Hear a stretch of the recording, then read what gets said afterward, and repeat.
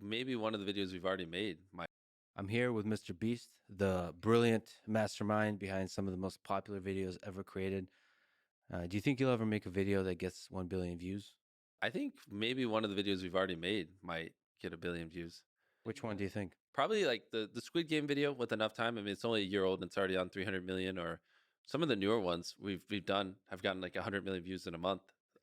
So those 4 projected over 10 years because YouTube's not going anywhere. Probably one of those. So over time, they don't necessarily plateau. What's interesting, we were literally jumping right Yeah, into it. let's I go. love it. It's good. So I'm a firm believer that it's much easier to hypothetically get 10 million views on one video than 100,000 on 100. And part of why it's much easier, in my opinion, is like if you make a really good video, it's just so evergreen and it never dies. Because YouTube, when you open up YouTube and look at the videos, they're just serving you whatever they think you'll like the best, you know? And so if you just make a great video and it's constantly just above every other video, you know, even 2 years down the road, then they'll just keep serving it and never stop, you know, which is why it's much easier to make one great video than a bunch of mediocre ones. What about 1 billion subscribers? You've passed PewDiePie's the most subscribed to YouTube channel.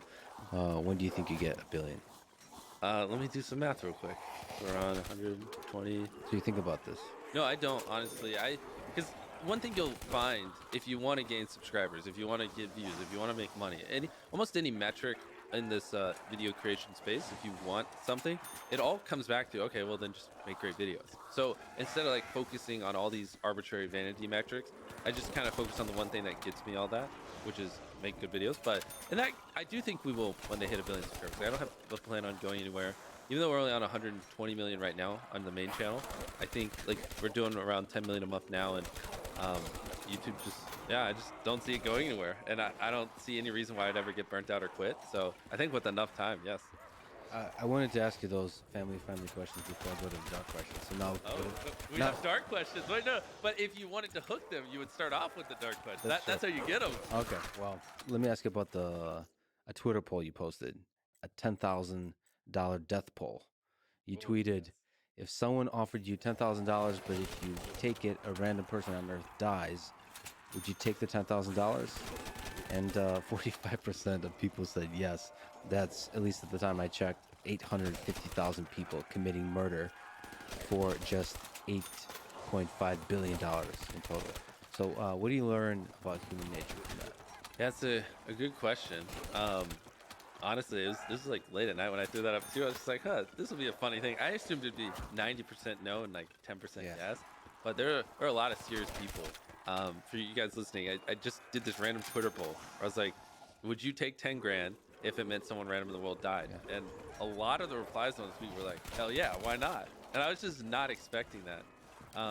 And so I don't really know. I mean, I feel like your take would be better than mine. Was it disturbing to you, surprising to you? A little bit, yeah. But obviously a lot of people were trolling. Yeah. But I actually, when you read through those replies, I do think like 10% of them were like dead serious. Well, I think sometimes the trolling and the lulls reveal a thing we're too embarrassed to admit about the darker aspects of our nature. So I don't know if you listen to Dan Carlin's Hardcore History podcast. He has a episode on painfotainment, which he describes throughout history how humans have been really attracted to watching the suffering of others. So public executions, all that kind of stuff. Yeah. And he believes that's in all of us. That, for example, if something like a YouTube or a different platform streamed a public execution or streamed the torture of another human being, a lot of people would say that's deeply unethical, but they would still tune in and watch. And that we're attracted to that drama, and especially the most extreme versions of that drama. And so I think part of the lulls reveals something that's actually true in that poll.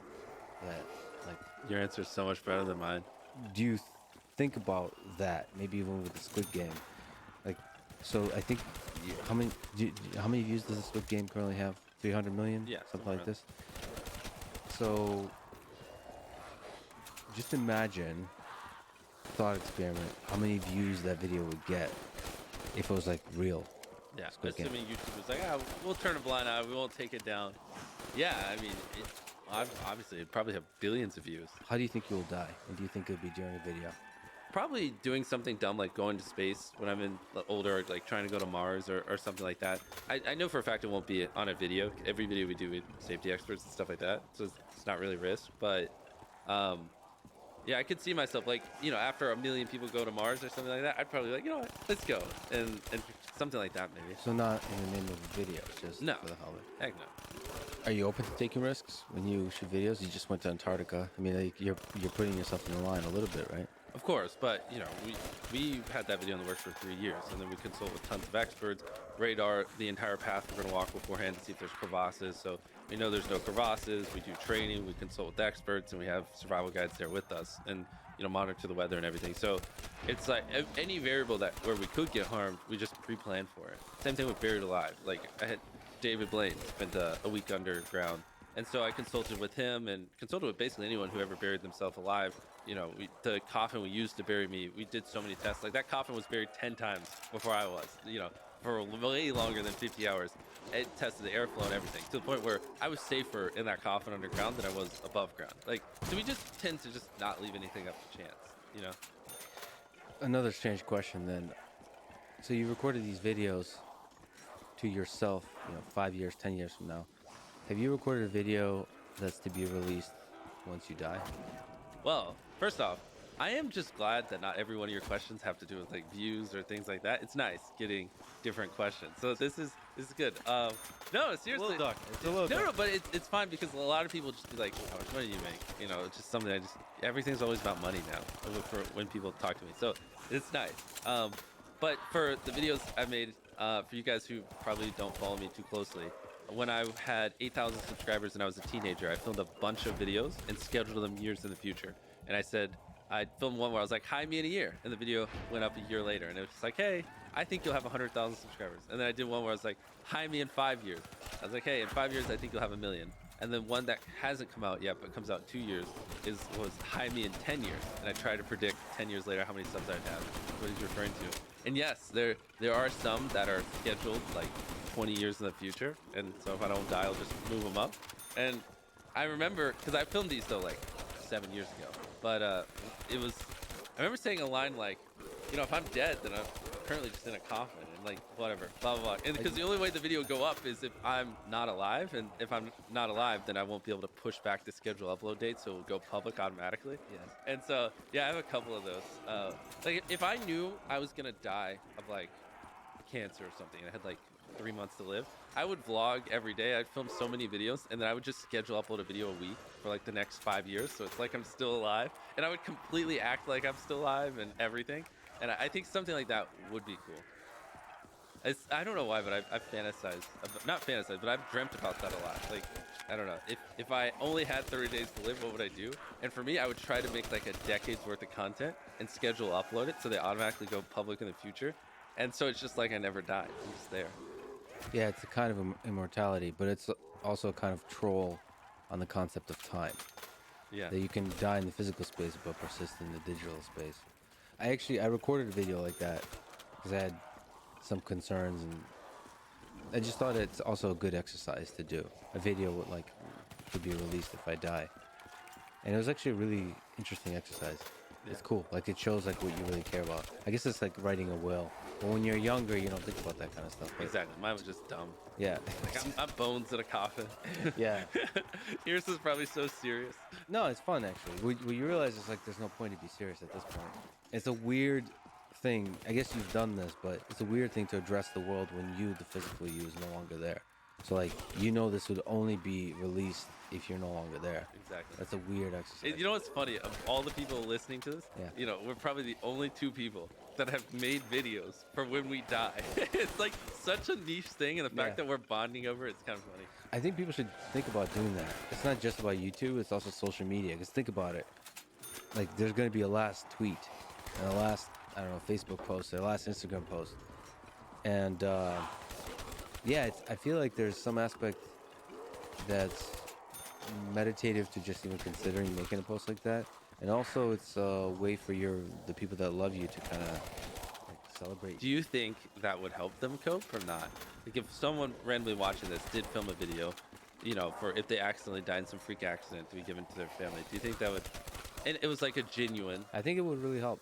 I mean, it depends because Like, how would you even intro that? Like, hey, mom, if you're seeing this, it means I'm probably dead. yeah, and exactly. you're That's still how you alive. intro it. That's the opener.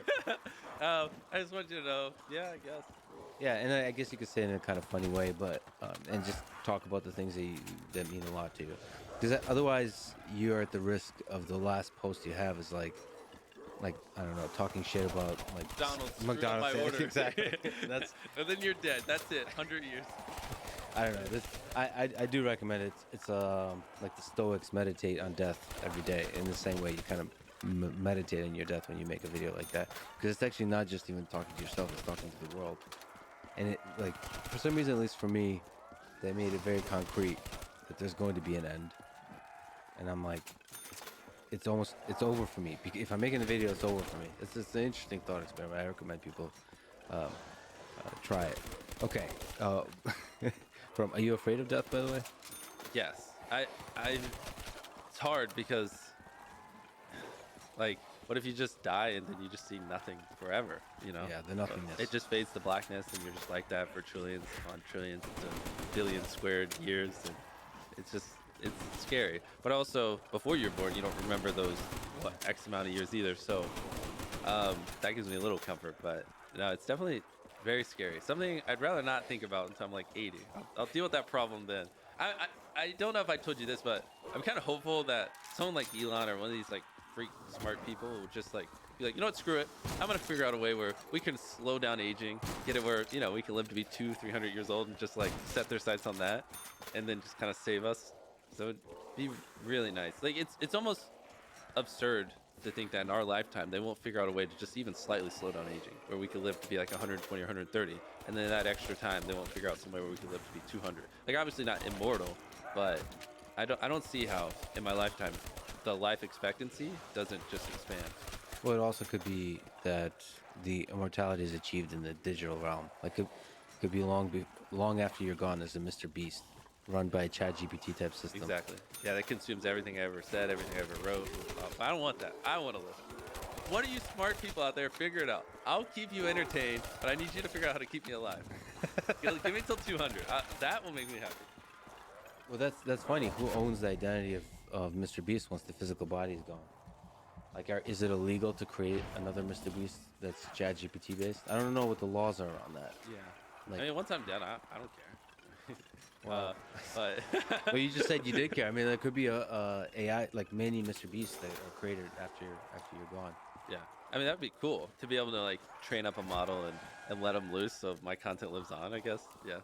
Yeah, but it somehow feels like it diminishes the value you Inauthentic. contribute. Yeah. It's inauthentic, but it's also there's some aspect to the finiteness of the art being necessary for its Oh, 100%. greatness. Yeah, the second that thing starts spamming out videos, Yeah. the videos lose all meaning. It's pointless. And it's a money grab.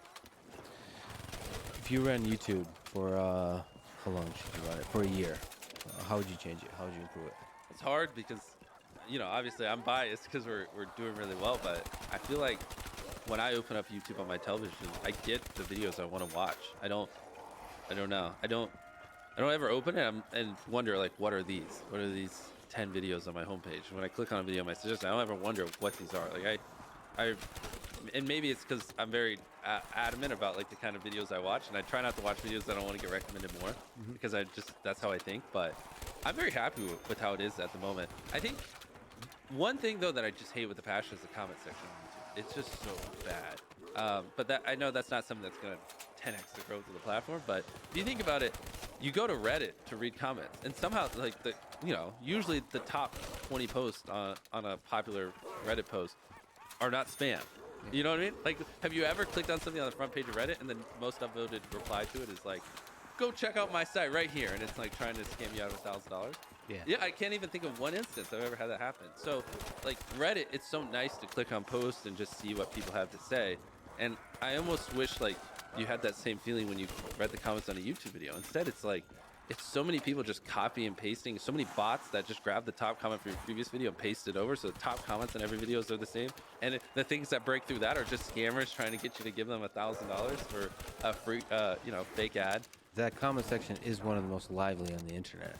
So it'd be amazing if YouTube invested in creating an actual community, like where people could do high effort comments and be rewarded for it, like on Reddit. Yeah. Like actually write out a long That would thing. make me so happy. Because, like, when I upload a video, I usually go to Twitter to see feedback. Like, I read my comments and I'll flip through newest, but it's just, I feel like Reddit and Twitter just give me so much better filtered feedback. Especially now that with Twitter Blue, because people pay $8 a month, um, I've noticed like any tweets I get from verified users now, they're usually not just garbage troll takes. Like these are people paying $8 a month. Like they're usually relatively sensible, and so it's been pretty nice. Like after I upload a video, I just go on the verified tab on Twitter and just see what people have to say. And yeah, anyways, I live for the day that YouTube's like that. What do you think about Twitter? What do you think about all the fun activity happening recently since Elon Yeah, bought Twitter? I think he should make me CEO, like I tweeted. Well, I should say sort of we just like a couple hours ago had a conversation with Elon, and you guys had an exchange of some excellent ideas. So yeah, I legitimately think, obviously you're exceptionally busy, but I legitimately think it would be awesome if you somehow participate in the future of Twitter. Yeah, it would be fun. Because there's so much possibility of different ideas. First in the sort of the content, like dissemination, hosting, and all the different recommendations, like the search and discovery, all the things that YouTube does well. I think the most exciting thing is he's, willing to move fast. And so I think there's going to be a lot of interesting things that come out of it because he's just moving quick. And a lot of these more mature platforms just take years to do the simplest stuff and they're very bureaucratic. And so it's it'll be interesting to see which way it goes when you just kind of take a move quick, break things, whatever type approach to social media. I'm actually pretty curious to see what features he rolls out. So what would be your first act as Twitter CEO? Spoil it. Okay. I gotta get hired. What do you think about video on the platform? I mean, Twitter? Do you think that's an interesting, or is it like messing with the medium, the nature of the platform? I think Twitter will always be closer to TikTok than it is to YouTube. Like, at least in its current form. Like, I don't see 20-minute, 1 hour long videos or whatever. Even 15-minute videos being watched over there. I see it more as like the short and snappy stuff closer to TikTok.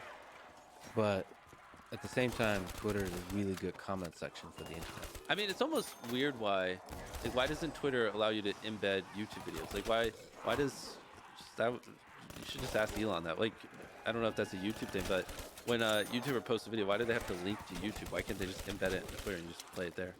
I mean, wouldn't that just solve a lot of problems? Yeah, but then the two companies would have to agree to integrate each other's content. I don't know, but it seems like a win-win. I mean, well, it's more of a win for Twitter because then people don't have to leave the platform. I mean, that'd be the easiest. But who gets, like, when you watch the ads on a YouTube video that's embedded in Twitter, who gets the money? It would still be YouTube, but at least then, right now, people just post a link and it takes you off Twitter and it just kills your session time on Twitter. That's really interesting. But yeah, because the Twitter, whatever the dynamics of the comments, especially once the spam bots are taken care of, Twitter just works. It's really so Reddit is a nice comment section for the internet. It's like slower paced, more deliberate, like higher effort. Twitter's like this high paced, like ephemeral kind of stream. But there's the upvoting and the downvoting works much better because you can do retweeting, right? Because the social network is much stronger than it is on YouTube. Like the interconnectivity. Yeah, on Reddit, you're going to get the top replies are going to be the most refined ones, whereas Twitter, stuff floats to the top that's not super refined. But like you're saying, it's more off the cuff stream of consciousness, which a lot of people prefer because it's a little more personal. How do you think Twitter compares to YouTube in terms of how you see its future unroll in 2023? I mean, I think YouTube's going to be YouTube and not much is really going to change, but it's going to keep growing just because, that's just what it does because it's owned by Google. But Twitter, I don't know. I mean, it's one of those things like you can't predict if, like, a year from now an economy is going to be in a recession or booming. And I think Twitter's kind of the same thing. One thing's for certain, a lot of things are going to be rolled out, but who knows, honestly. You responded to Elon saying Twitter's unlikely to be able to pay creators more money than YouTube. What do you think that is? Well, yeah, because I think the tweet I responded to was one where he was saying that they, users will jump over if Twitter could potentially pay more than other platforms. And I was just saying, obviously because Google has Google AdWords, and I mean that's Google's whole thing. It's putting ads on stuff. They've been doing it better than anyone else in the world for a very long time. It's very unlikely in the next few years that Twitter is gonna just magically, or any platform, give a creator the ability to make higher CPMS than on YouTube. It's kind of crazy. Like some creators in December, Q4, because ad rates are higher because of Christmas and everything. Some creators literally make like $30, $40 per 1,000 views. And that's after YouTube's cut. Like it's almost like hard to think about like how high the RPMs get. And even then, once you pull out of finance and cars, the high CPM niches, and you move into just normal stuff, it's still just crazy. The sheer volume of creators and the fact that all of them get these multi-dollar CPMs at scale, it's pretty beautiful. So you do, I don't know what you would call them, but like integrated ads in your videos, and you do it, I would say, masterfully. It's like part of the Are you video. talking about brand deals? Brand deals, is that what Yeah. you would call that? Yeah. So it's a brand deal, it's part of the video. It's still really exciting to watch, and yet there's a plug for the brand. In general, just brand deals, since you brought it up, integrating them well. I think that's something a lot of creators don't do. Like, they'll just do a brand deal out of the blue. They'll just be filming a video, and then around the 3-minute mark, just start talking about a random company. Yeah. And I feel like if you don't want viewers to click away and you want people to not get pissed off and call you a sellout, you got to find a way to integrate it into content. And ideally, use the money in the video to make it better. Like, as the easiest thing you do when you do a brand deal is just tell people how you're using money from the brand deal to make your content better. And if you do that, like, no one cares. Now they're supporting you for it. And you go from being a sellout to like, oh, I'm doing this to make better videos for you guys. I don't know if you can share, but with those brands, when you have discussions with them, are they strict about how long you need to be talking about it? Or is it more about they're leaving control to you about the artistic element of it? The problem is the ones who don't give us the artistic element, we just don't really work with anymore. Sure. Because it's just, we get 100 million views a video now, and I can confidently say I know how to entertain them and convert them better than these random brands. So, if they don't give us that freedom, I just won't work with them. So you have that leverage, but for smaller creators, It's a lot harder. Yeah, and they're gonna just say 45 seconds. Here's what you say. Take it or leave it, and it's like pretty brutal. Because I think just in general, if brands were more accommodating to let creators tell their story of the brand and talk about the brand in a way that felt a little more natural, I think it'd be less cringe. People would be less likely to go, tap tap tap skip, and obviously it would convert better. But they're just so afraid, and they want this standardized thing. Say these words and 45 seconds, right here at this 3-minute mark. yeah, I often think about how to resist that. You just don't do them, though, right? Not on YouTube, right? I do, on the audio, I do ads in the very beginning, and I say you can skip them if you want. But The brand loves that. no, I don't. Like the point is, they. So the funny thing about podcasts is different than YouTube videos. Podcast people actually do listen to ads a lot because it's a slower pace and they like the creator voice, like talking about the thing. But in general, I just don't believe you should be talking about a thing for a minute exactly, and that's going to be effective. I want to see the data for that. I think what's much more effective is the way you do ads, which is like integrate into the content, like put a lot of effort into making a part of that, like doing the brand deals. And it's difficult to have that conversation. It's like a very strenuous conversation you have with brands. You have to have each one at a time. And I just wish there was more of a culture to say like the quality of the ad read matters a lot more than the the silly parameters, like the timing of it, like how long it is, the placement of it, all that kind of stuff. What percentage of your viewers do you think have seen one of my videos before? What percentage of the viewers on YouTube, right? Yeah, of your viewers. Of the viewers on YouTube, though. Yeah, 'Cause yeah. most of the people. Okay, sure, or all of them.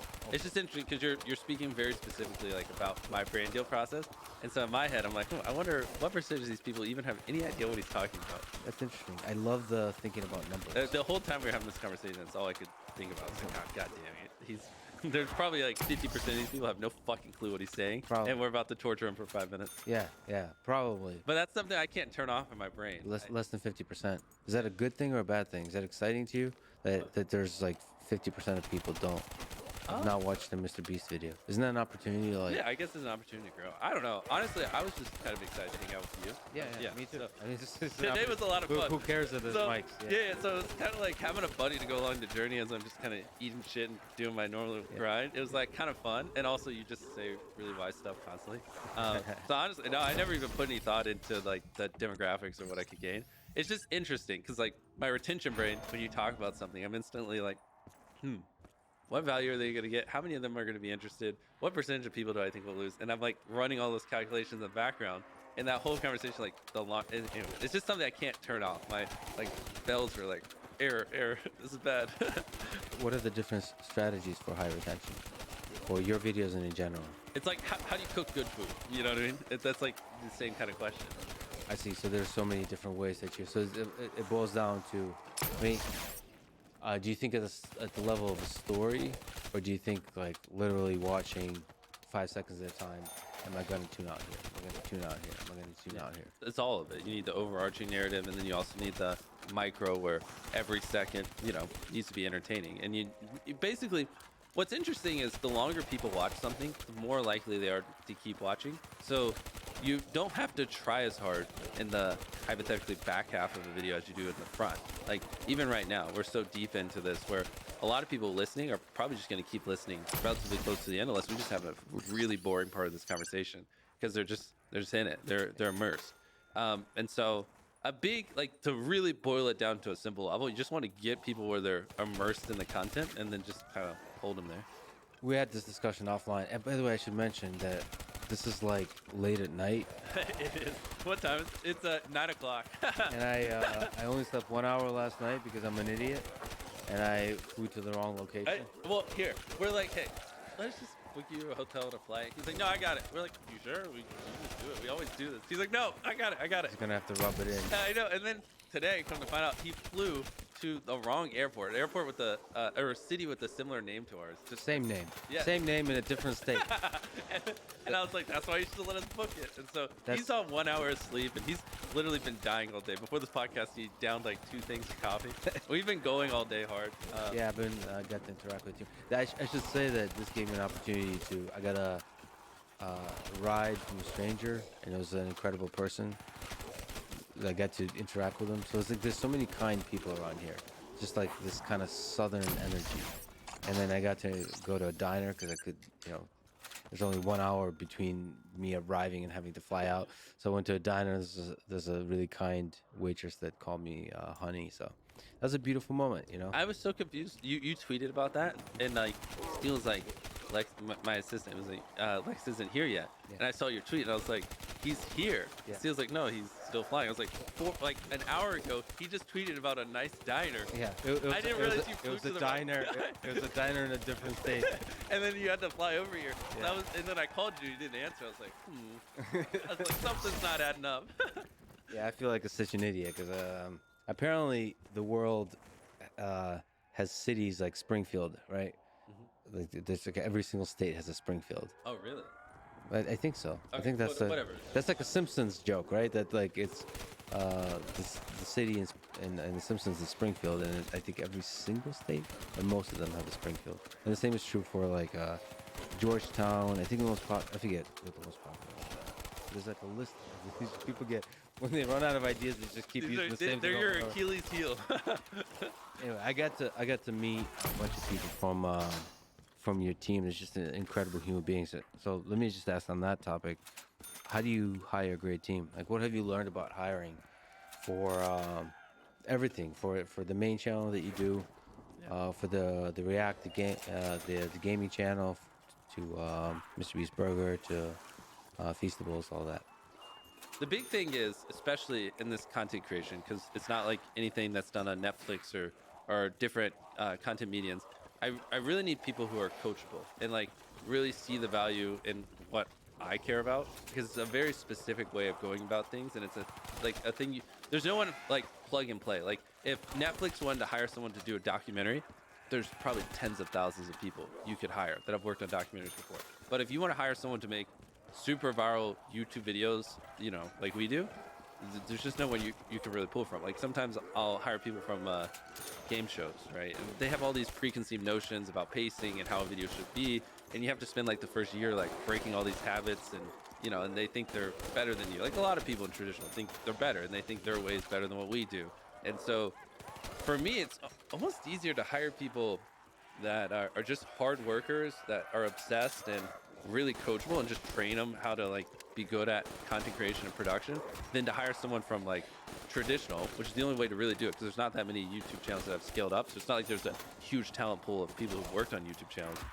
So it's easier just to train someone than just pull them from traditional, because traditional people just, I don't know, they have all these opinions and things, and they just think our way of going about things is dumb.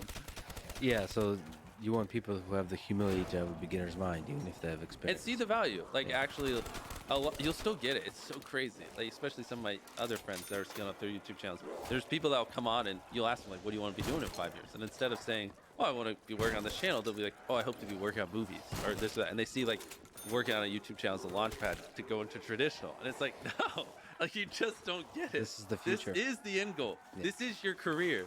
Um, and so I'm just so tired of having those kinds of conversations. Like I feel like people really should be coming around. Are there like recurring interview questions that you ask? Is there ways to get? Yeah, but the biggest thing is like, what do you want to be doing in 10 years? And if their answer isn't, making content on YouTube, or, if their answer is anything like movies or traditional stuff like that, it's like just a hell no. Like it just won't even remotely work. Oh, so you really want people to believe in the vision of YouTube? Yeah, I mean, ideally, it's like, oh, working here. You know what I mean? So it's less about the medium and more about just being a great team that's doing epic stuff. Yeah, well, and yeah, the media as well, because it's hard to put it into words, but it's just two completely different ways of going about things. Like our videos aren't scripted, and it's a lot more run and gun. And if we hypothetically blow up a giant car or whatever, like you only have one take, you know what I mean? So and it's not scripted, and so you have to overfilm, overshoot things, overcompensate for like the dumb way of going about it. And a lot of traditional people would be like, well, just plan what you're going to say and just plan the angles. You can cut the cameras in half. You can save 50 grand here. You can save, $75,000 in editing, this and that. And it's like, yeah, but that's not authentic. Like that's, blah, blah. You get it. It's almost so obvious that it hurts to have to like constantly have these conversations, but it's the world we live in. But there's also detail, like there's a taste. Like I've watched a bunch of videos with you, and it's clear to you that you've gotten really good. I don't know what the right word is, style or taste, to be able to know what's good and not in terms of retention, in terms of Yeah. just stylistically, visually. I don't have to think. I can just watch a video and it just screams in my head like this is what should change based on the million videos I've watched and all these viral videos I've consumed. Like this is blah blah blah, what's optimal and things like that. It's almost like your brain's like a neural net, and like if you consume enough viral videos and enough good content, that you just kind of start to like train your brain to like see it and see these patterns that happen in all these viral videos. And so that anytime I watch a video or a movie or anything, I just can't stop thinking about what is optimal. And so it's like it gives me a headache sometimes when I watch something too slow or I don't think is optimal. Obviously my taste isn't the end all be all, but that's something that kind of torments me, if that makes any sense. Oh, you can't enjoy a slow movie. No, I can't. Movie. And that's not to say The there isn't retention on The Godfather is horrible. yeah, no, exactly. I've tried to watch that movie like 3 times, and that's not to say slow movies are bad. Like, there's an audience for it. It's just obviously not what I've trained my brain to like. And in social media and YouTube right now, like, that's just not the meta. And in general, like you said, in neural network, you're training your brain in part on actual data, right? So you're actually, it's data driven. So you're looking at, like, in terms of thumbnails and titles and different aspects of like, the first 5-10 seconds, and then throughout the video, the retention, all of that. You're looking at all of that for your own videos to understand how to do it better. So that's where the neural network is training. Yeah. Basically, there are ways you can kind of see like the most viewed videos on YouTube every day and stuff like that. And I just kind of consume those every single day, and I've been doing that for way too many years. And then you just start to notice patterns. Like the thumbnails on the most viewed videos or videos that go super viral tend to be clear, tend to not have much clutter, tend to be pretty simple. Titles tend to be less than 50 characters. Intros tend to be this. Stories tend to be this. And you just kind of like, after you see those thousands and then tens of thousands at a time, it just starts to click in your head. Like, this is what it looks like, So how are you able to transfer that taste that you've developed to the team? So for like, 'cause you said like broad things, but I'm sure there's a million detailed things. like what zoom to use on the face to use in the thumbnail, right? Like, The answer is whatever makes the best video. Because the problem is the more, which I have so many friends who are like this. They'll make like checklists for their editor. So Yeah. make, this beat and this beat, and you need to have like a 3-part arc and then this. But the problem is that's how you, the more constraints you put on the team, the more repetitive and less innovation you get, and the more Yeah. like after 10 videos, people are gonna be like, all right, I've already seen this. So to me, and I'm 24, and I'm probably, my mindset will change in the next 10 years. I just haven't been in this industry too long, but the only way to like really make innovative content and keep things fresh is to not put constraints on, or Sure. put as little as possible. And so that's why I'm very hesitant on all that stuff, because the more I say, the more they're gonna be like, oh, then that's what we do. And then I'll say one time like, oh, ideally there's a cut every 3 seconds, and then next thing you know, Yeah. every video there's a cut every 3 seconds or whatever. So it's hard because I try to give as little not training, but as little facts or as possible, and more just make suggestions, if that makes any sense. You mean publicly or to your team? To my team, yeah. So you talked about sort of teaching your voice or your style, whatever we want to call it, to other people on the team so they can be kind of a Mr. Beast replacement. So what's the process of teaching that? So you don't want to. No, I got you. So you're more talking about like what I would call almost like cloning, right? Yeah. Like Tyler and other Yeah. people like that. Yeah. So when we were hanging out today, I was showing him how we have multiple people in the it's almost like talking to the camera to have Yeah, it. you turn slowly to the camera. I know. I was like, anyways, have it. Is it weird to you to not be looking at the camera? This whole interview, I constantly have been turning towards the camera. Like, Yeah. wait, I'm talking to him. Yeah. It's a habit. Yeah. Because my whole life, I've just been talking to a camera. Who are you thinking about when you're looking at the camera? Do you like imagine somebody? I'm fully thinking about the person just sitting watching it, and Watching. I almost, it's One on weird one. when I'm looking at the camera, I don't see a camera. I'm like in a haze picturing what the viewer is seeing when they watch it. Yeah. If that makes sense. And that's where I'll be saying things and or doing something, and then like when I'm watching, I'm like, that's not what I want, and then Yeah. I'll freeze up. It's very weird when I'm filming, and it's for people who haven't worked with me too much, they'll think like, I don't know, it's very weird, like how I go about it, because I'll just be doing whatever, like lighting a firework. All right, this is a $1,000 firework, and I'll go to light it, I'll be like, and I'll like freeze, because in my head I'm like, this, I don't know, I don't like how that flowed or how that shot looked, because it's weird. I can perfectly picture what I'm filming by just looking at the camera and then putting myself through the lens of the camera while making content. I can do it at the same time. So you're like real-time editing. In my The head. video. Yeah. That's something that didn't at the start come natural to me, but in the last probably like 5 years, it's happened. And so I would say it's one of my greatest strengths, but I don't know how I developed it. But anytime I'm filming anything, like it's almost like the right side of my brain, I just can just look at it and I see exactly what I'm filming, and I can just picture it. Well, it's probably recording the video, being the talent for the video, and then watching the editing and like analyzing it carefully and doing that over and over Yeah, and you over do and that over and over. You develop. 10,000 times. Yeah. You do the editing more than being in front of the camera. So like you start to see yourself from that third person perspective. Exactly. And then maybe that actually helps with the nerves a bit too. Like you see it as creating a video versus performing. Right? Yeah, I think so. It's weird. I've never been nervous talking to a camera. It's harder for me to talk to a person than it is Yeah. to talk to a camera, which I feel like a lot of people say that though, that are whatever, make content, right? Interesting. I've Yeah, I don't heard know. that so many times. Or maybe not. Maybe I'm just awkward and dumb. Maybe they're practiced. To me, it's. I mean, both are terrifying, but being in front of the camera by yourself is So much easier. Really. Yeah, so much easier. I prefer it a million times over. But that's my whole life, Yeah, So it's sure. just, that's why it's interesting. Like you've spent more of your time talking to people. Yeah. It comes natural, and I talk to a piece of plastic. Oh, yeah, I guess you're talking to a person too. They're just on the other side of the camera. Yeah, there's just a pixel on the screen. So cloning. How do you achieve the? Oh yeah, that's right. This whole rabbit trail. So I was showing him that I have a lot of people in the company who are able to think like me and basically make decisions like I would make if I was like, if you were asked, hey, in this video, should we climb a mountain or should we dig a hole, right? And like, they would pick the same answer I'd pick 90+% of the times. And so like, one example is Tyler, who I was showing you, and he was pitching some content, and like you could see it, like this, he was on point. And basically for just 4 or 5 years, we just spent an absurd amount of time together and worked on every single video together. And we worked side by side. And same thing with my CEO, James. He literally lived with me for a couple years. I'm a big fan of just like finding people who are super obsessed and all in and A players that, they really just want to be great and then just dumping everything I have in them. And like you were saying, because I'd love to find that and develop that. You're saying you're basically for a long time just said everything you were thinking to them. Exactly. Like James, the guy who's basically my right hand man right now, for 2 years he lived with me, and we probably talked on average over those 2 years 7 hours a day. I mean, anytime I had a phone call, I'd throw it on speaker and I'd let him listen.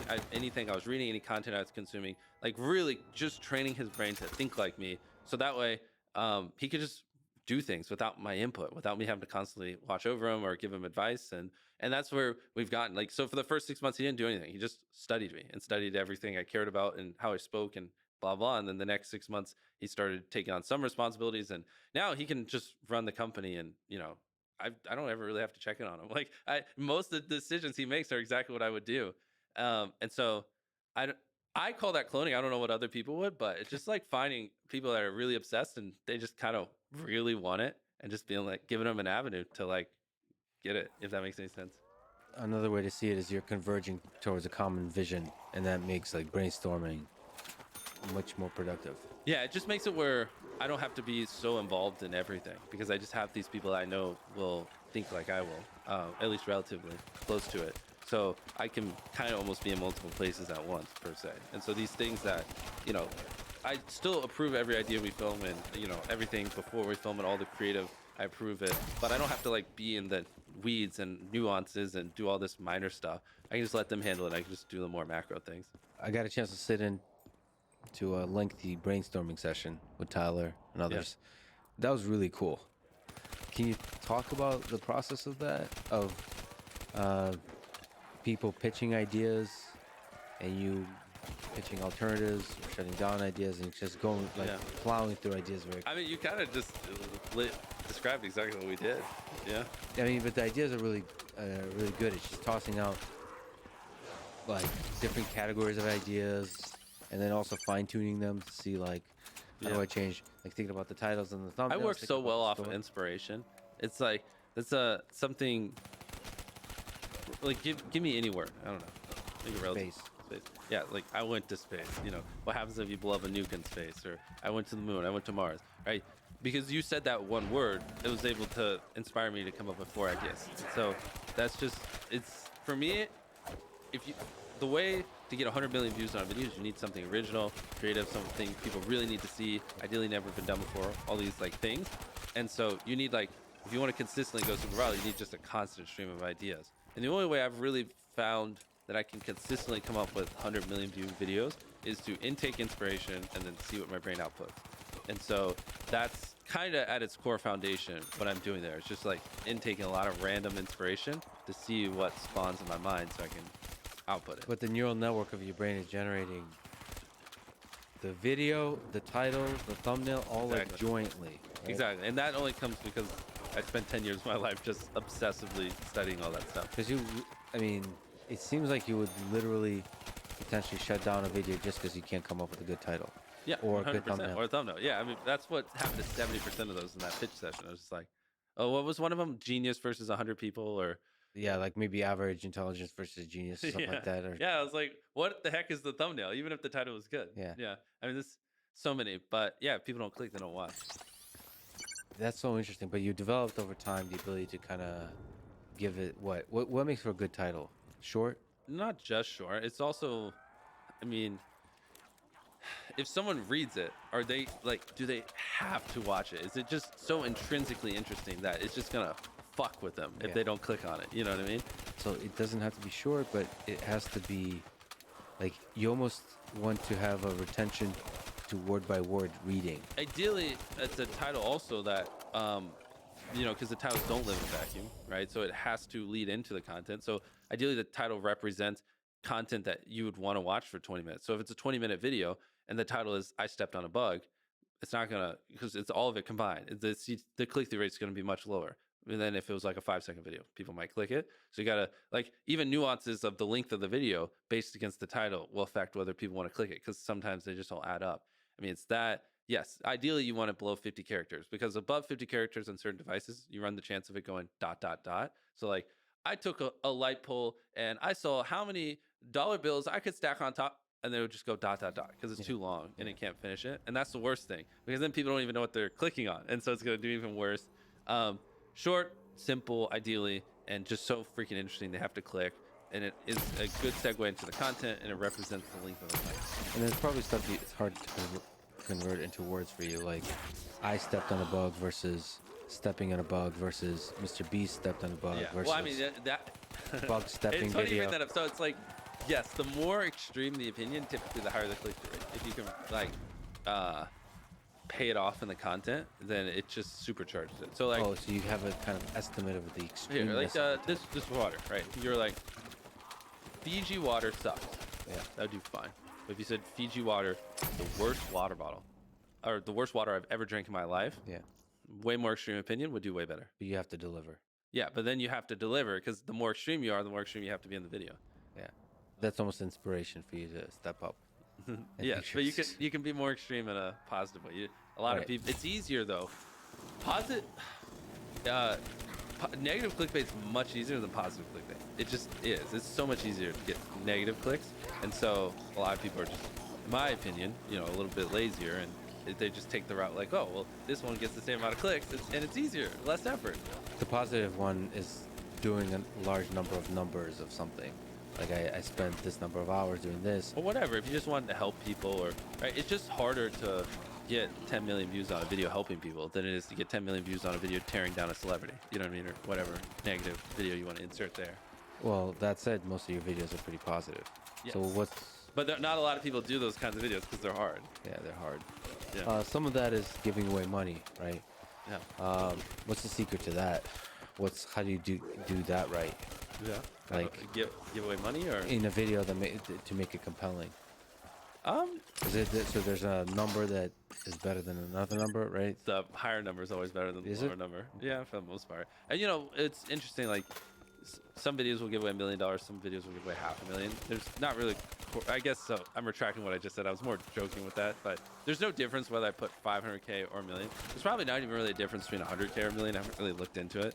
Like some of our most of the videos are not us giving away $1 million, and sometimes the $1 million videos just don't do as well as the other ones. So there is a certain point where a dollar amount is just a large dollar amount to an average human, and so I think that point is 100K. Like anything above 100K, the average human is just like, that's a lot of money. Like it doesn't 100K and a million like doesn't really move the needle, if that makes sense.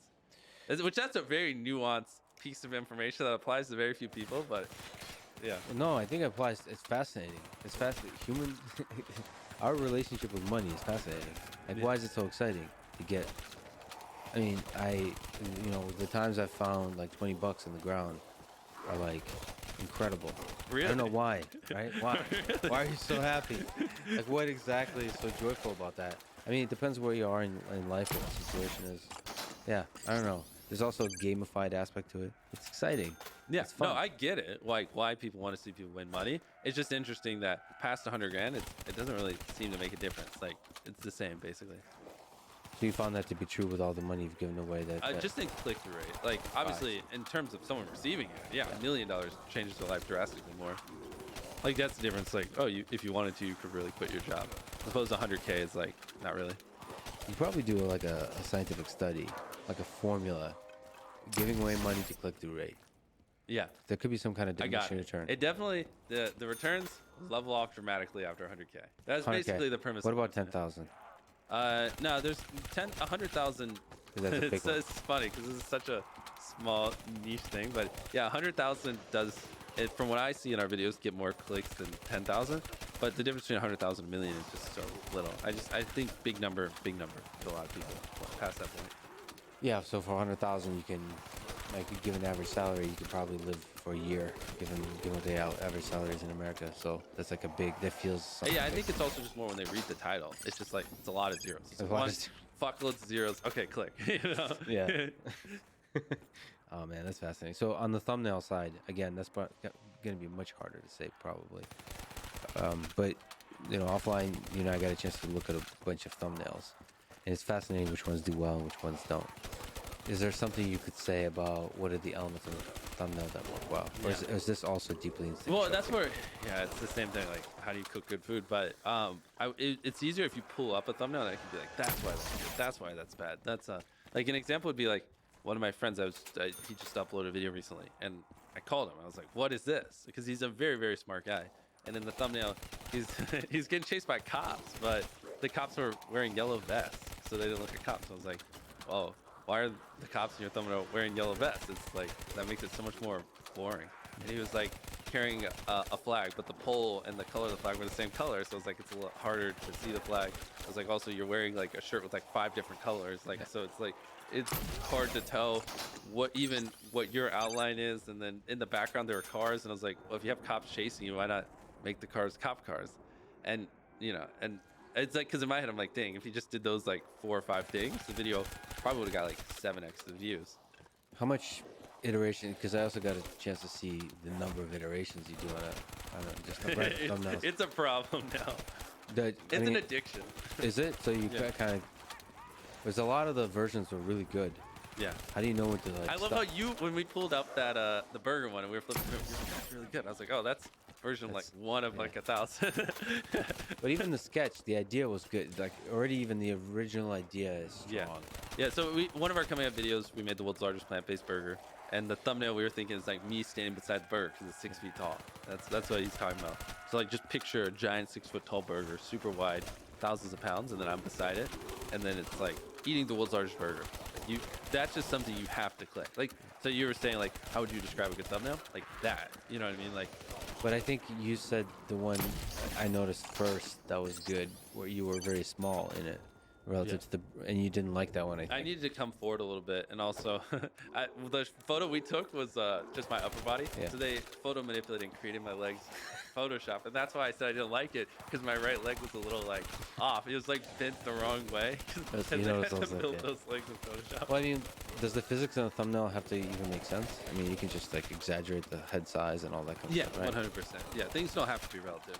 You can have a car in the background and be 3 times the size. Yeah, every one of my thumbnails, my face is in the left side, very big. So brand recognition, so just people know. Oh, especially because now that a lot of people copy our videos, it's just nice to like, everyone else might make thumbnails like this, but this is mine. Yeah. And obviously, we usually over deliver and do bigger stuff. Would you recommend to other creators that wanna make it big, and they see Mr. Beast and they look up to you, to copy some elements of you, or to really try to be unique? Unique, 100% unique. You're not the next Mr. Beast, quote unquote. It's weird saying that third person, but whatever. Is not gonna do what I'm doing better. They're gonna invent their own lane. Like, you're just not gonna do what I do better than me.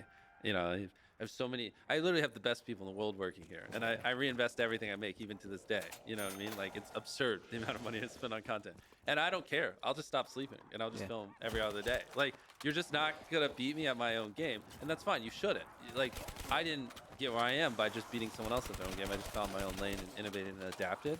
And so, yeah, there's a lot of people that do copy me, and it's fine, whatever, do it. But just know you're not going to get to where I am doing that. And so I'd advise you don't. You give away a lot of the secrets, basically everything about how you operate. Is there? I don't hold anything back. Go for it. How do you think about that? Because that's pretty rare. I think, and this is definitely not. Most people in my stance, I don't think would take this, or my position would take this stance, but I see every other YouTuber or person on social media, even because we're also focused super heavily on YouTube. But last year we were also the most followed TikTok creator in the world as well. Last year we were most subscribed to YouTube channel in the world and the most followed TikTok account in the world. But in general, I just see everyone else as collaborators, not competitors. I don't think giving advice and helping other creators do well in any way harms me, and I think it only brings more value to my life. How was it jumping on TikTok and trying to understand that platform from scratch? Yeah. So from being a successful YouTuber to understand a totally different algorithm, fundamentally different algorithm. What was that like? It's interesting. Well, not even just the algorithm, just the content. Like, I'm going from basically 15-minute short films to sub 1 minute vertical content. It's a whole different just ballpark. And so the first little while I was doing TikTok, it was just kind of figuring out what does Mr. Beast look like in this short form content. But recently we really started to catch our stride and come up with some original concepts and figure out how to innovate over there, just like we did on YouTube. Because I don't want it. I didn't want it to just be shitty YouTube videos. Yeah. You know. And so, like an example is, we played the Rock for 100K and rock paper scissors, and the loser had to donate 100K to charity. We did. We went to random people on a campus, and we offered them. So I said, I'll give you $100 if you fly to Paris and give me a baguette. And then they said no. And I was like, I'll give you $300 if you fly to Paris and give me a baguette. And I was expecting this person to say no, and it go up to like 10 grand. And he's like, yes. And so he flew to Paris, got a baguette, and brought it back and gave it to me.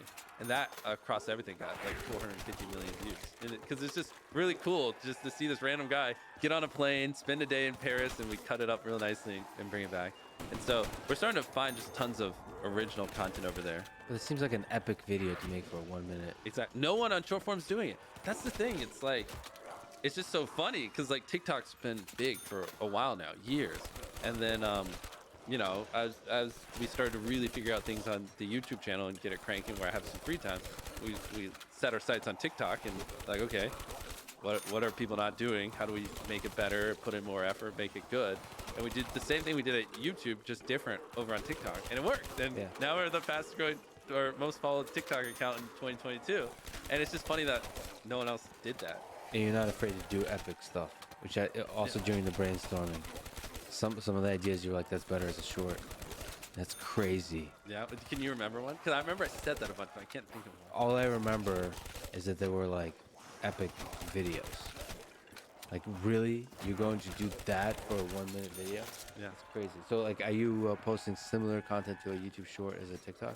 Yeah, those we just double up. It's just hard. You know, what's actually pretty fascinating, and people who do social media listening to this will probably find this pretty interesting, is picture like the content creation meta 3 years ago versus now, where you can make sub 1 minute vertical content and it go viral on TikTok, go viral on YouTube Shorts, go viral on Instagram Reels, it goes viral on Facebook, it goes Reddit, you know, you swipe through vertical content now, and Twitter when you click on a video and you flip through it. So this is actually very weird. This is the first time in the history of, I guess, Western social media that one form of content could actually go super viral on every single platform. It's never been like that before. So they're going viral individual. They're not Yeah, like, like I can post interbreeding something or on whatever. I can post something on TikTok that will get 100 million views, and then post it on Shorts and it'll get 200 million views, and then post it on Instagram and it get 50 million views, and then I haven't yet, but you can then turn around and tweet it and it get tens of millions of views, and you can post it on Reddit and it get tens of millions of views, and Facebook and get tens of millions of views, and that just wasn't a thing 3 years ago. Twitter didn't have because a lot of you probably don't even know this, but when you tap on a video now and you swipe down, it just turns into TikTok. That wasn't a thing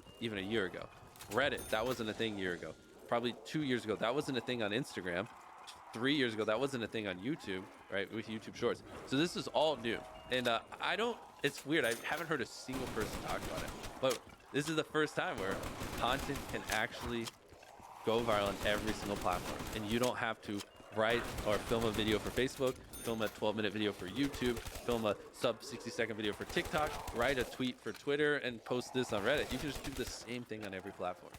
And the fact that your content has gone viral on multiple platforms regularly means that virality is not accidental.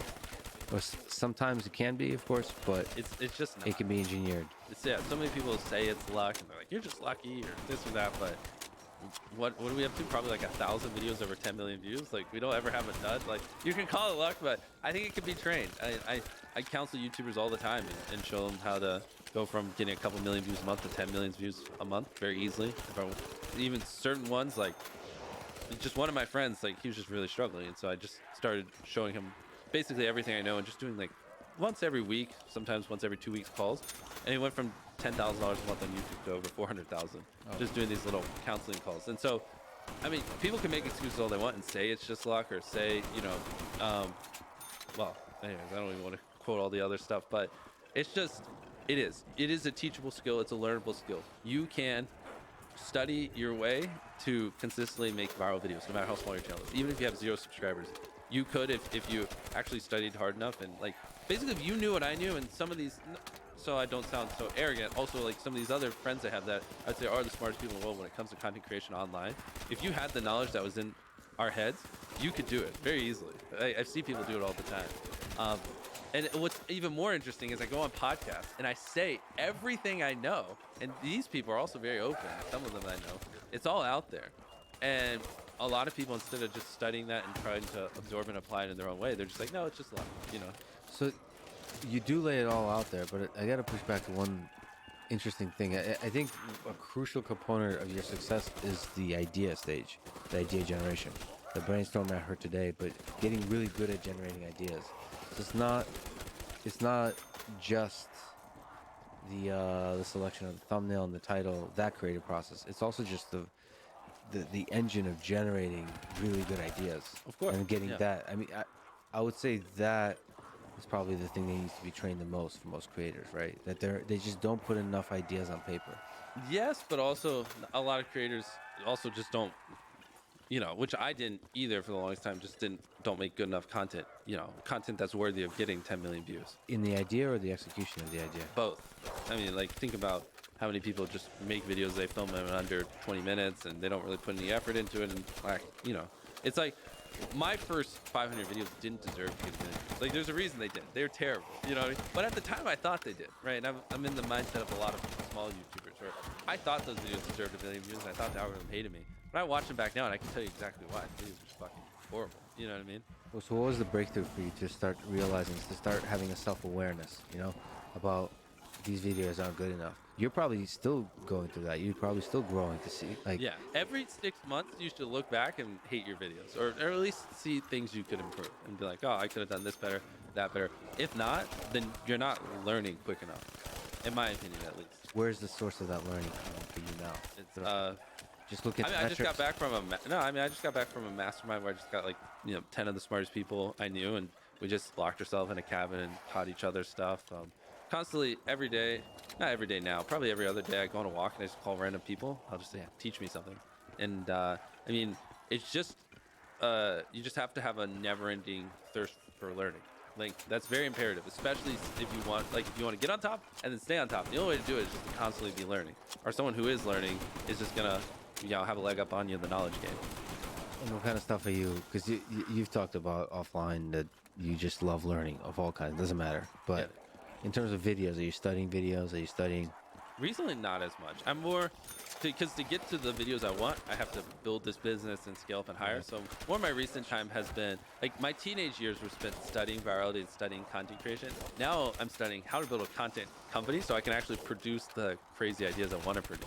If that makes any sense. So yeah, on that, the business side, we talked about hiring. Do you have trouble with firing people? No, I'm pretty sure almost every person, yeah, actually every person I've ever hired, we just give them severance. And I like to see it more as it's no ill will. Like if I fired you, if there's some other job you want me to help you get, I'll DM them on Twitter. Like, if you want to go work for, I don't know, insert whatever, MTV, give me someone to DM. I'll DM them. Like, I try to make it more like a transition and do whatever we can to make it as easy as possible. And if something was just not working for you, because you want people, like you said, super passionate. Because at the end of the day, if you hold someone that you onto someone that you don't see being here in 10 years, you're just doing them a disservice. You're just giving them more ingrained, more enrooted in where they are. And the sooner you do it and help them move on to their new life, the better. Given all the wisdom you have now, if you were to give advice to somebody, or if you were to start over again, you had no money, what would be the first 10 videos you tried to make on a new channel? I guess that's advice for a new person, and nobody knows you. Yeah, and nobody knows. Yeah, like hypothetically, I have a mask on. And you also, I guess, don't have the wisdom. But if I don't have what I have in my head, then I would say just fail. Like, just a lot of people get analysis paralysis, and they'll just sit there and they'll plan their first video for 3 months. And I'm any of you listening, if you, especially if you have 0 videos on your channel, your first video is not going to get views. Period. It's not. Your first 10 are not going to get views. I can very confidently say that. So stop sitting there and thinking for months and months on end, and just get to work and start uploading. Like, all you need to do, this applies to people who have not uploaded videos but have dreams of being a YouTuber, is make 100 videos and improve something every time. Do that. And then on your 101st video, we'll start talking, like maybe you can get some views, but your first 100 are gonna stop. There are very freak cases like Bizakoshi or Emma Chamberlain who have really good personalities, and it doesn't take them as many videos. And it's just like people who are 7'5" and making the NBA. Like, yes, there are freak cases you can find, but for the average person like us, who don't have these exceptional personalities and backgrounds in filmmaking, just make 100 videos, improve something each time, and then talk to me on your 101st video. Well, the improve something each time is a tricky one. How do you improve something each time? The second one, just don't know, put more effort into the script. The third one, try to learn a new editing trick. The fourth one, try to figure out a way that you can have better inflections in your voice. The fifth one, try to, study a new thumbnail tip and implement it. The sixth one, try to figure out a new title. There's infinite ways. That's the beauty of content creation online. There's literally infinite ways, from the coloring to the frame rate to the editing to the filming to the production to the jokes to the pacing to every little thing can be improved, and they can never not be improved. There's literally no such thing as a perfect video. So if you knew everything you know now, Yeah. but no money, Step one would I just brainstorm like, okay, I don't have money. What are some viral things? Like, I mean, the first thing that comes to my mind is something as simple as when I counted to 100,000, which is what I did do when I was poor. And like that worked. But like, what's something like that I could do that would be even more attention grabbing? yeah, you were as part of the brainstorm. You would throw out a lot of ideas. People would throw out a bunch of ideas, and one of the questions is this even doable? Right? Yeah. First off, come up with ideas you think would do well, and then ask yourself later if they're doable. Yeah. Because there's different ways you can accomplish something. Don't be cynical about the doability of stuff. Yeah, because there really are so many different ways you can accomplish a goal. Like when we give away an island, like we gave our 100 million subscriber an island. Yeah. You can't find private islands that don't look like shit for less than $10 million. So this isn't doable, right? All right, the idea doesn't exist, not doable, exit off. But then you dig into it and you find different alternatives. And you find, okay, what if we just buy a $2 million island that sucks, and then spend $1 million, importing some sand. Let's build a beach. Let's import 300 trees. Let's build a little bit of canal. Let's cut some paths. Boom. Now it's a really nice island, but it's actually affordable because we don't have $10 million to spend on a video, but we can afford to spend 3.5 and lose whatever $1 million on that video. So like that's an example of like, yeah, if you just went off the gut test, you'd be like, this isn't doable. Every island's $10 million. We're screwed. Like if we go cheaper, it's just a terrible island. No. And so if you like, there are so many different ways you can achieve what you want. You really got to push through no's, which not a lot of people do. You have to have like more of a dominant personality and just a willingness to, when people tell you it's not possible, just actually go through all the variables and eliminate them all yourself.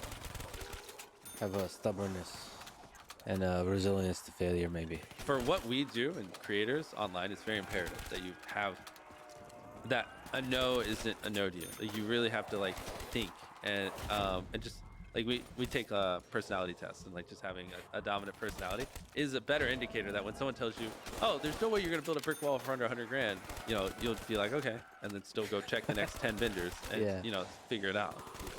Yeah. What advice would you give to an already established channel, like with 1, 2, 3, 4 million subscribers?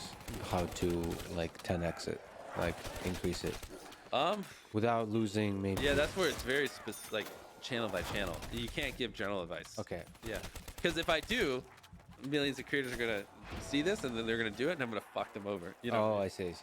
So let's say I have like 2 million subscribers on this podcast. Yeah. Like, how would you 10x that without sacrificing what it is? 10x your stuff. Does it matter? So you've talked about what success. Yeah, it's different for everyone. Like, is 10xing your definition of success? No. Well, then right off the bat, it's hard because if you don't give a shit about 10xing, it's even harder to 10x. He does this because he likes helping people. That's one thing I've found throughout this day. Every time I talk data, it's so funny with him because it's like, you could do this to get more views, and he'll just be like playing. Honestly, like that doesn't register anything. Yeah. He just like doesn't care, it's really cool. I'm really nervous about that. I'm really nervous about the numbers affecting, because it's so fun. Yeah. It's so fun to focus on the numbers, and I'm really worried about that. But at the same time, you should be cognizant of that because you've created not just some of the most watched videos, but some of the most amazing videos ever. So there's a strong correlation there. It's not like you're selling your soul to make a highly viewed video. It's actually, if you look at the metrics, it helps you understand what is compelling and not. And so I feel like I am, I feel like there's some value to investigate or when people tune on and when not, to be more data driven, even on podcasts. But I'm really afraid of that. On the flip side, I think part of the appeal is that you don't care about that kind of stuff. But there could be stuff that doesn't have to do anything with that, and it has to do with stylistic choices of lighting and cameras, or maybe with, for example, topics. Yeah. Like even what you've asked me here is like different than what most people ask me. Yeah, so it could be. I mean, and it'd be nice to understand that. But yeah, again, I'm worried about it polluting the creative process. At the end of the day, this is a true case of it's your own intuition. Like your viewers better than anyone else. But It's no, whatever see, I'd like to push back on that. I really don't. you do. I Who don't. else? Name one person who knows your viewers better than you. Somebody that looks at numbers of podcasts. No, you know your viewers. You know you're the only. How many episodes have you done? 350. Exactly. But I'm not paying You're, attention. no, you're the only one who's watched every second of all 350 of them. Probably. That's just not no. Well, You I do. haven't. But okay. Because you did it, so you do know what's in all of them. It's Sure, your but- content is you. People, I'm telling you, you do, and this is just one of those moments where you're an intelligent guy, and you just have to trust your instincts. Like, just think, what is the typical ex viewer, and what do they want? I don't think like that. But that's all you would have to do, and whatever your gut tells you, that would be the best guess. You don't know what the typical viewer is, though. I don't, because to investigate that would be very, very difficult. And then you have to start looking at the numbers. You have to start to consider the demographic.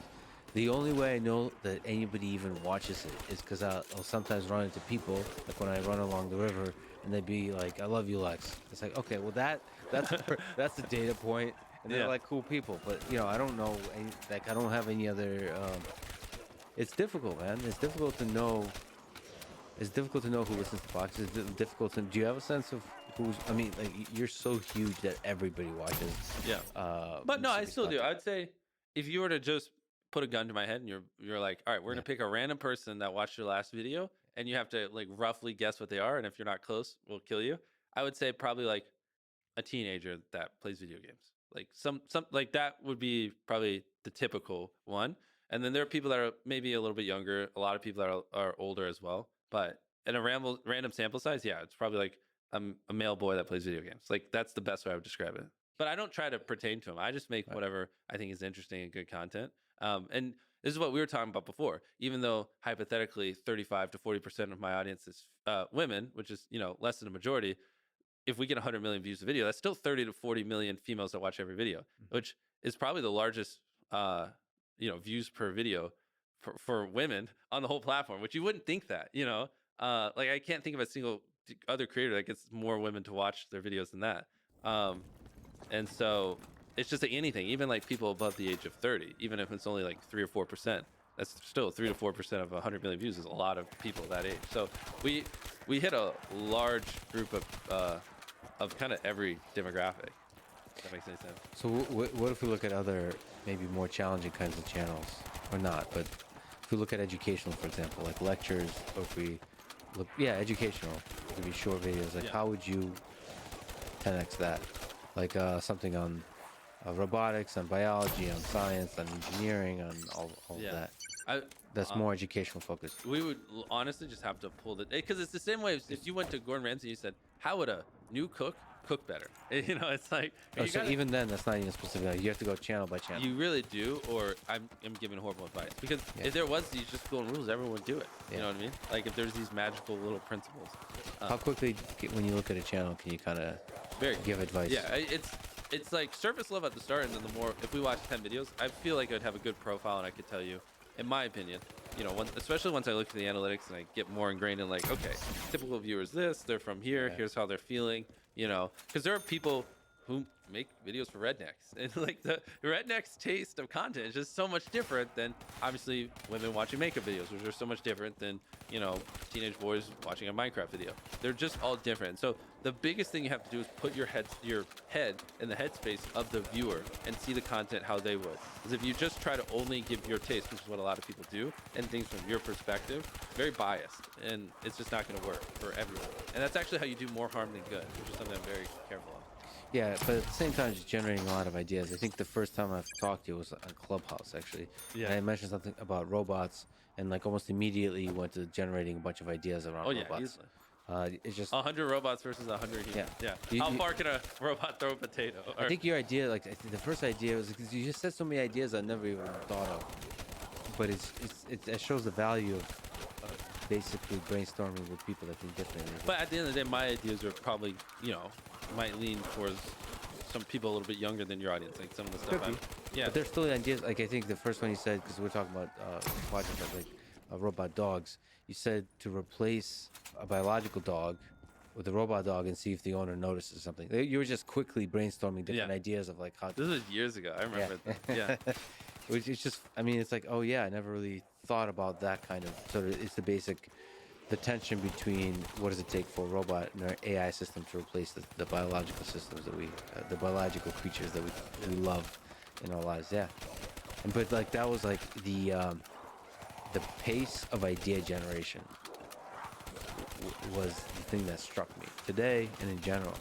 It's like that's how you get at good videos. Is you keep thinking. It's much easier to make a video around a good idea, obviously, than Right. a bad one. Like you just setting yourself up for success.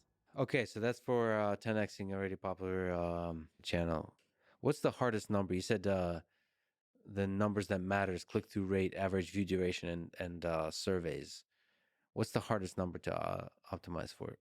Probably surveys. Do you have an insight into the surveys at all? No, not really. But if you just click on a bunch of random videos online, you'll eventually get a survey. Was this video transformative, heartwarming, inspiring? What people rate does make a difference. And it's like you can get people to click a video, you can get them to watch it, but you can't really fake whether or not they're satisfied. Like Yeah. they don't lie. The surveys. Maybe one person here or there might troll, but once you aggregate enough, it's a pretty clear telltale of the video. So either you're making a great video or you're not. What is it? Minimizing the non-regrettability. Yeah, I think Elon tweeted Yeah. that that's what he's trying to do on For Twitter. Twitter, and that's interesting. That's basically the survey metric. How happy you are that you've been using the Yeah, platform. Elon tweeted, "We want to limit the amount of regrettable minutes people spend on Twitter."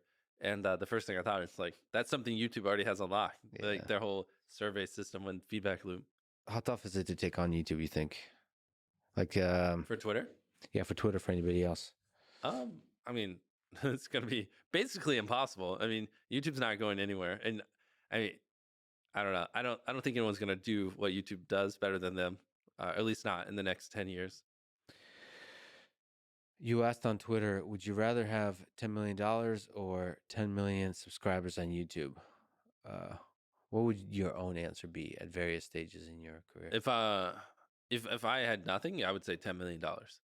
So because with $10 million, you can hire some people and pump out content and with like a million or two, get 10 million subscribers and then keep the other 8 million.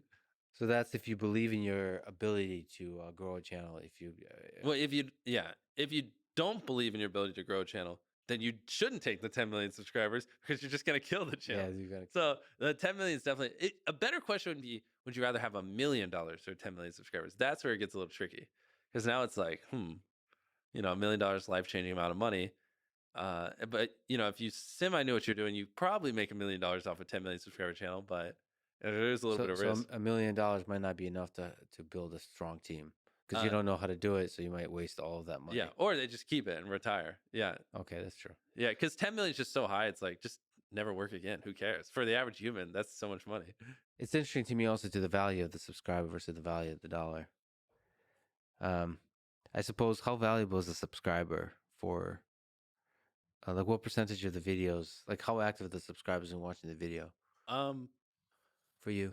that's hard. I don't know. I was actually thinking more about the subscriber to dollar. Like if someone has 10 million subscribers, have they made $10 million?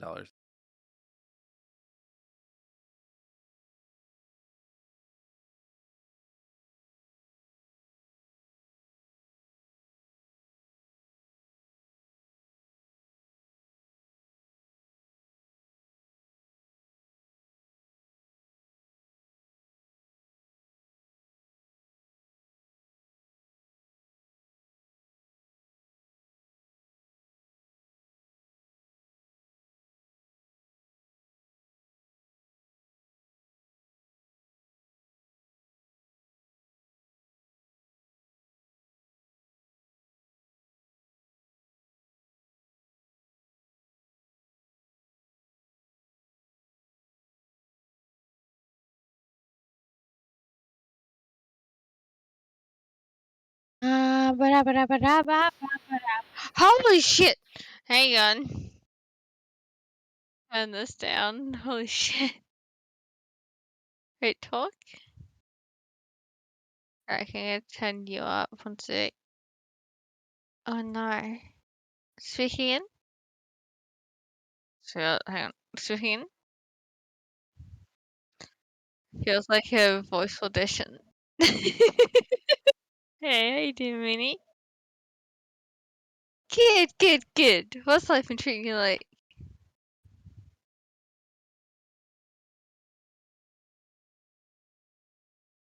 It's fucking chilly, isn't it? Oh, it's gross. It's so cold I can't feel my toes. Or my fingers. Or my nose. My nose is really cold. I've got a really chilly nose. I feel like it's more exposed to the rest of the world. I don't know. My nose and my nipples is so cold. I could cook glass with my nipples. It's so chilly. Yeah, can you not do the same thing? You have heated nipples? Well, aren't you lucky? Lucky for some, isn't it?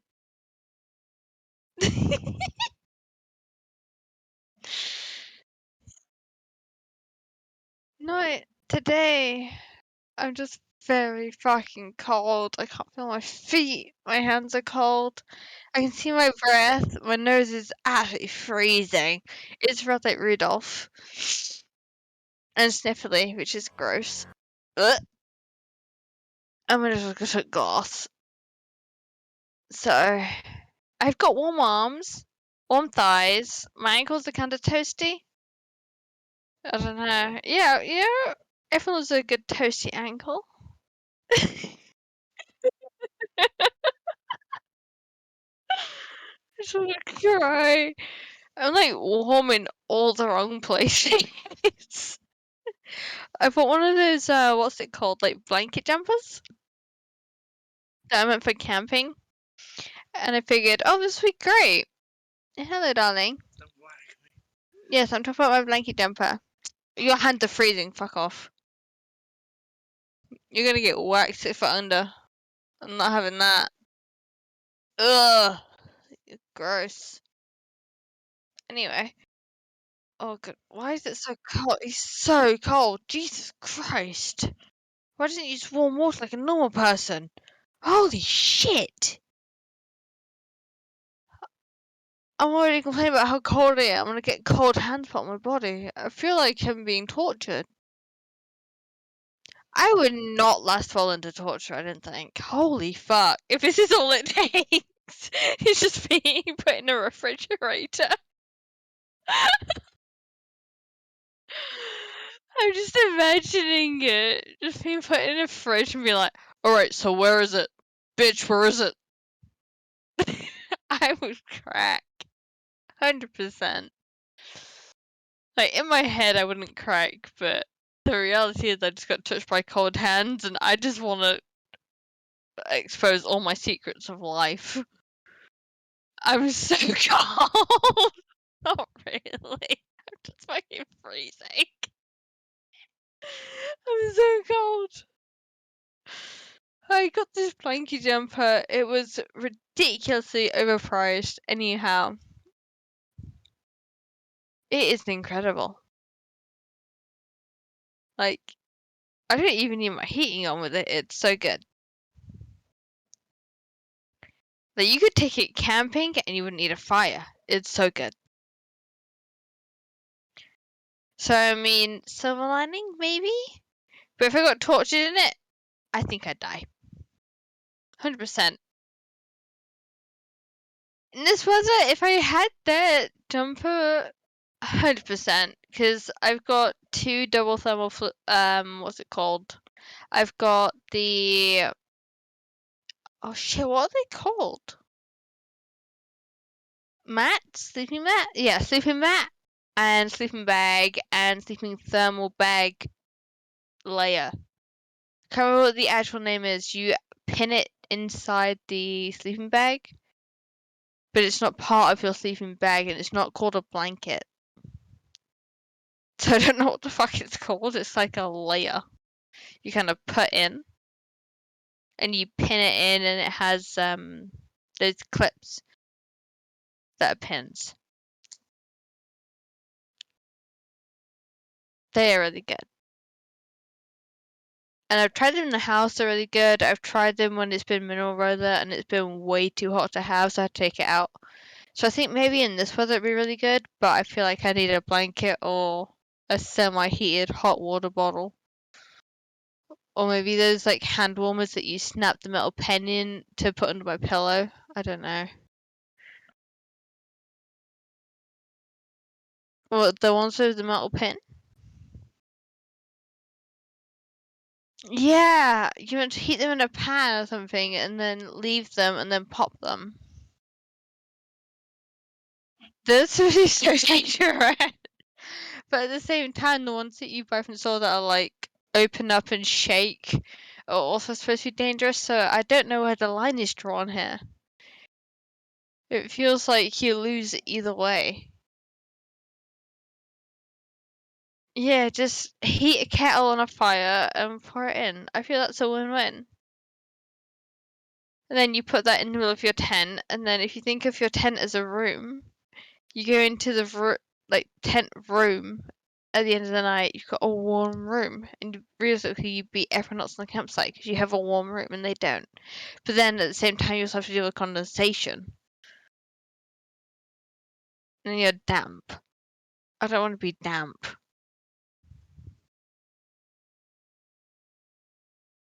Ugh. Maybe the damp only requires for like where your shoes are. Maybe? I have no idea. I've only been camping like probably 3 times and wild camping once. So wild camping did not go very well.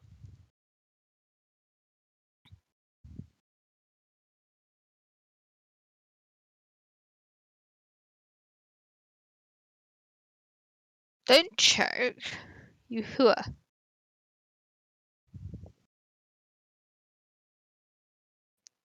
How come you're still awake? It's like 2 in the morning. What the fuck? I mean, that's not new for you, but still. Oh, are you? If you're against, you're gonna get whacked 6 foot under. You're just accepting death? I just expect more of a fight from you. Jesus. Holy shit. What?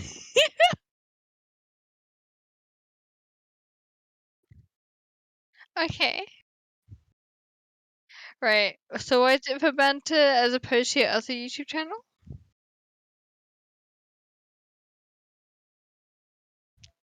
Okay.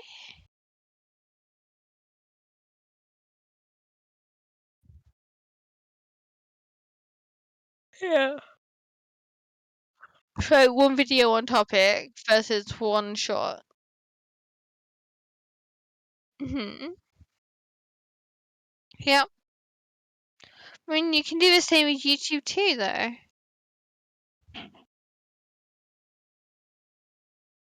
Yeah, not with TikTok, but at the same time with the YouTube and the Twitter, you can. They do indeed.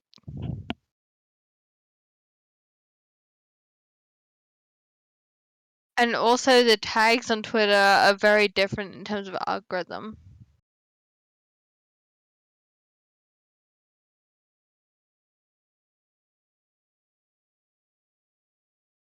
But would you change the tag to match the algorithm? Okay. Okay. Wait, hang on. So we've got Twitter, we've got Twitch, we have YouTube, we have TikTok, and Instagram. These are your 5 platforms, right? Yikes. Sorry. That was so rude. It's adventurous. Verbatim of each platform, right? Okay, that's fair enough. Right, okay.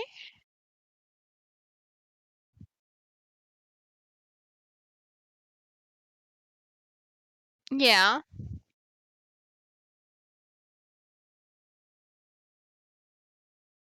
I mean, I don't want to name drop, but I know that recently the MC wanted to try doing something what you're doing. I don't know if you ever carried it out, but I know he wanted to give it a trial run in terms of going on like Kick, Twitch, YouTube, and something else.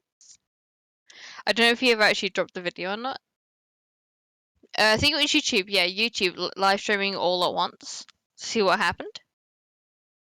But I feel that is a hefty fucking jump. Live stream is a hefty jump if you're gonna go for 4 platforms at once. Fuck me. I would rather take a dragon website that I'm not going to name because I've just realized you're streaming.